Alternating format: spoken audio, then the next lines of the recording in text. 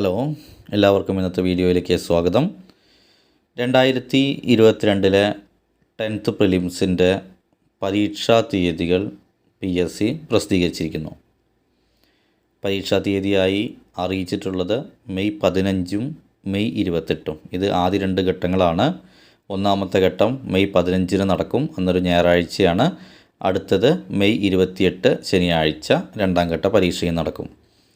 ഏതാണ്ട് 3 ലക്ഷത്തിലധികം ആളുകളാണ് ഓരോ ഘട്ടത്തിലും പരീക്ഷ എഴുതുന്നത്. 2 ഘട്ടവും കൂടിയായി 6,34,000 ആളുകൾ പരീക്ഷ എഴുതുന്നു. മുൻ അനുഭവങ്ങൾ വെച്ച് 2 ഘട്ടം കൊണ്ട് എന്ത് തന്നെയായാലും PSC പരീക്ഷകൾ അവസാനിക്കുന്നില്ല. 10th prelims അവസാനിക്കില്ല. 3, 4, 5 ഘട്ടങ്ങൾ വരെ ആകാനുള്ള സാധ്യതയുണ്ട്. മുമ്പ് 4 ഘട്ടമായിട്ടാണ് നടത്തിയിരുന്നത്. അതിൽ പങ്കെടുക്കാൻ കഴിയാത്തവർക്കായി 5ാമതൊരു ഘട്ടം കൂടി നടത്തിയിരുന്നു. അത്തരമൊരു സാധ്യത ഇപ്പോൾ നിലനിൽക്കുന്നുണ്ടോ എന്ന് പറയാൻ കഴിയില്ല. എന്ത് തന്നെയായാലും 4 ഘട്ടങ്ങൾ നമുക്ക് പ്രതീക്ഷിക്കാമെന്ന് തോന്നുന്നു.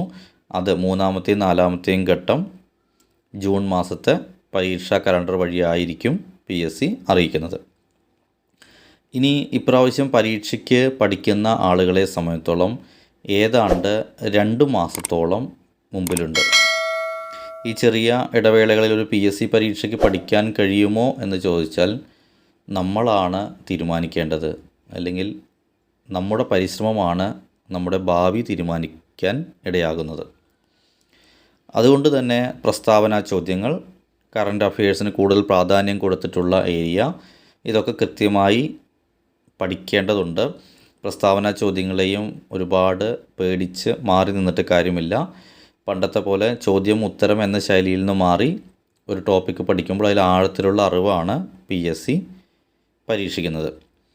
പക്ഷേ എന്തു തന്നെയായാലും ഇത് പ്രിലിംസ് പരീക്ഷയാണ് എന്നതുകൊണ്ട് തന്നെ കട്ട് ഓഫ് മാർക്ക് കുറച്ച് കുറഞ്ഞേക്കാം. കഴിഞ്ഞ വട്ടത്തെ പോലെ ഒന്നും ആവില്ല, കാരണം ജില്ലാതല ലിസ്റ്റുകൾ കുറവാണ്.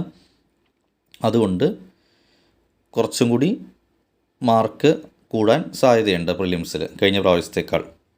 10th പ്രിലിംസിനുള്ള ഒരു സിലബസ് നമുക്ക് തന്നിട്ടുണ്ട്.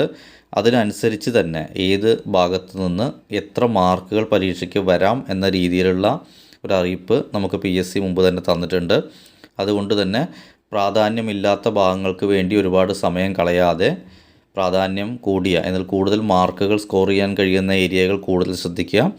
അധികം മാർക്കുകളില്ലാത്ത ഭാഗങ്ങൾക്ക് വേണ്ടി കൂടുതൽ സമയം ചിലവഴിക്കാതിരിക്കുക.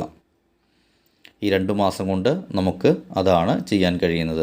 പ്രധാനമായിട്ടും ഉൾപ്പെടുന്ന തസ്തികകൾ ബിവറേജസിലെ LDC, company board LGS, Kerala state cooperative rubber marketing ഫെഡറേഷനിലെ peon, attendant, village field assistant വിവിധ ജില്ലകളിലേക്കുള്ളതാണത്. Kerala cooperative milk marketing federation ലിമിറ്റഡിലേക്കുള്ള വർക്കർ അല്ലെങ്കിൽ പ്ലാന്റ് അറ്റൻഡർ, കേരള അഗ്രോ ഇൻഡസ്ട്രീസിലേക്കുള്ള ജൂനിയർ അസിസ്റ്റൻ്റ് മുതലായ തസ്തികകളാണ് ഇപ്രാവശ്യം വിളിച്ചിരിക്കുന്നത്. ഇതിൽ വില്ലേജ് ഫീൽഡ് അസിസ്റ്റൻറ്റും ബിവറേജസ് LDCയും കമ്പനി ബോർഡ് LGS ഒക്കെയാണ് വളരെയധികം ആളുകൾക്ക് നിയമന പ്രതീക്ഷയുള്ള തസ്തികകൾ.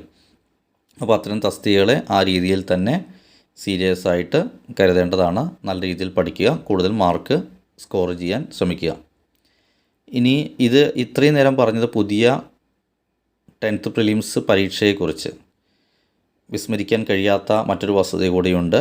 കഴിഞ്ഞ പ്രാവശ്യത്തെ 10th മെയിൻ പരീക്ഷകൾ LDC LGSൻ്റെ റിസൾട്ടുകളൊക്കെ ഉടൻ തന്നെ വരും, അല്ലെങ്കിൽ ഫെബ്രുവരി മാസത്തിൽ തന്നെ വരുമെന്നൊക്കെ പ്രതീക്ഷിക്കപ്പെട്ടിരുന്നു. കോവിഡിൻ്റേതായിട്ടുള്ള ചെറിയൊരു തടസ്സം നമ്മളത് മാർച്ചിലേക്ക് എത്തിയെന്ന് പ്രതീക്ഷിച്ചിരുന്നു. പക്ഷെ മാർച്ച് മാസം ഈ ദിവസം വരെയായിട്ടും കൃത്യമായിട്ടുള്ള ഒരറിയിപ്പ്, അല്ലെങ്കിൽ ഇന്ന ദിവസം പരീക്ഷ റിസൾട്ട് പ്രഖ്യാപിക്കും, അല്ലെങ്കിൽ ഷോർട്ട് ലിസ്റ്റ് ഇന്ന ദിവസം വരും, റാങ്ക് ലിസ്റ്റ് ഇന്ന ദിവസം വരും എന്നുള്ള ഒരു കൃത്യമായ അറിയിപ്പൊന്നും PSCയുടെ ഭാഗത്തുനിന്നില്ല. ഒരു ചെറിയ അലംഭാവമുണ്ടോ, അല്ലെങ്കിൽ കുറച്ചൊന്ന് മനഃപൂർവ്വമായിട്ട് നീട്ടുന്നുണ്ടോ എന്നൊക്കെ ചിന്തിക്കേണ്ട സാഹചര്യമാണ് നിലവിലുള്ളത്. ഒരു 2 ഘട്ടമായി PSC പരീക്ഷ നടത്താൻ തീരുമാനിച്ചപ്പോൾ തന്നെ ആ ഒരു പ്രോസസ്സ് വേഗത്തിലാക്കുക എന്നൊരു ലക്ഷ്യത്തോടു കൂടിയാണ് ആരംഭിച്ചത്. കോവിഡിൻ്റെ ചെറിയ കാലതാമസങ്ങൾ ഉണ്ടായെങ്കിൽ കൂടിയും വളരെ പെട്ടെന്ന് തന്നെ റിസൾട്ട് വരും എന്നൊരു പ്രതീക്ഷയിലായിരുന്നു ബഹുഭൂരിഭാഗവും ഉണ്ടായിരുന്നത്. അതിപ്പോൾ അനന്തമായി നീണ്ടുകൊണ്ടിരിക്കുകയാണ്. ചിലപ്പോൾ ഈ മാസം അവസാനത്തോടു കൂടി ഒരു ഷാഡോ ലിസ്റ്റ് പ്രസിദ്ധീകരിക്കാനും അത് കഴിഞ്ഞ് ഓരോ ജില്ലകളിലേക്കും അയച്ച് ഷോർട്ട് ലിസ്റ്റ് പ്രസിദ്ധീകരിക്കാനുമൊക്കെയുള്ള സാധ്യത കാണുന്നു. പക്ഷേ ദിവസങ്ങൾ ഇനിയും കുറവാണ്. ഏതാണ്ട് 15ഓളം ദിവസങ്ങളേ ഉള്ളൂ മുമ്പിൽ ഈ മാസം കഴിയാൻ. അതിനുള്ളിൽ ഇത്രയും കാര്യങ്ങൾ നടക്കുമോ എന്നറിയില്ല. അതുപോലെ തന്നെ ഒരുപാട് ചാനലുകളിൽ ഒരുപാട് വേദികളിൽ ലിസ്റ്റ് വൈകുന്നതിനെക്കുറിച്ചുള്ള ചർച്ചകളൊക്കെ നടക്കുന്നുണ്ട്. പക്ഷേ റിസൾട്ട് വരിക എന്നതിനപ്പുറം ഇത് 10th പ്രിലിംസിൽ അറ്റൻഡ് ചെയ്ത ആൾക്കാർ അല്ലെങ്കിൽ 10th മെയിൻ പരീക്ഷകൾ അറ്റൻഡ് ചെയ്ത ആളുകൾ ഒരേ തസ്തികകൾ തന്നെ ഒരുപാട് ആളുകളുണ്ട് എന്നതുകൊണ്ട് തന്നെ നമ്മൾ 10th-നെയും +2-നെയും തമ്മിൽ കമ്പയർ ചെയ്യുന്നില്ല. 10th-ൻ്റെ തന്നെതായിട്ടുള്ള തസ്തികകൾ ഒരുപാട് ആളുകൾ പല തസ്തികകളും പെടും എന്നുള്ളതുകൊണ്ട് ഇതൊരു ആദ്യത്തെ അനുഭവമാണ്. ഇതുവരെ ഇങ്ങനെയൊരു പ്രിലിംസ് മെയിൻസ് ഉണ്ടായിരുന്നില്ല. കൂടുതൽ ആളുകളെ ലിസ്റ്റുകളിൽ ഉൾപ്പെടുത്തിയിട്ടില്ലെങ്കിൽ ലിസ്റ്റുകൾ വളരെ പെട്ടെന്ന് തന്നെ തീർന്നു പോവുകയും ഒരുപാട് ആളുകൾക്കുള്ള അവസരങ്ങൾ നഷ്ടമാവുകയും ചെയ്യും. അതിനെക്കുറിച്ചും PSCയുടെ ഭാഗത്തുനിന്ന് കൃത്യമായ അറിയിപ്പുകളൊന്നുമില്ല. നമുക്ക് നല്ലത് മാത്രം സംഭവിക്കുമെന്ന് പ്രതീക്ഷിക്കാം. എല്ലാവരും 2022-ലെ 10th പ്രിലിംസ് പരീക്ഷയ്ക്ക് നല്ല രീതിയിൽ പഠിക്കുക. കഴിഞ്ഞ വർഷം എഴുതിയ ആളുകളുടെ മെയിൻ ലിസ്റ്റുകൾ ഉടനെ തന്നെ വരുമെന്ന് പ്രതീക്ഷിക്കാം. വന്നിട്ട് ഉടൻ തന്നെ അവർക്ക് ജോലി നേടാനുള്ളൊരു അവസരം ഉണ്ടാകട്ടെ എന്നും കൂടി ആശംസിച്ചുകൊണ്ട് അടുത്തൊരു വീഡിയോയുമായി മറ്റൊരു ദിവസം വീണ്ടും കാണാം. Okay, thank you.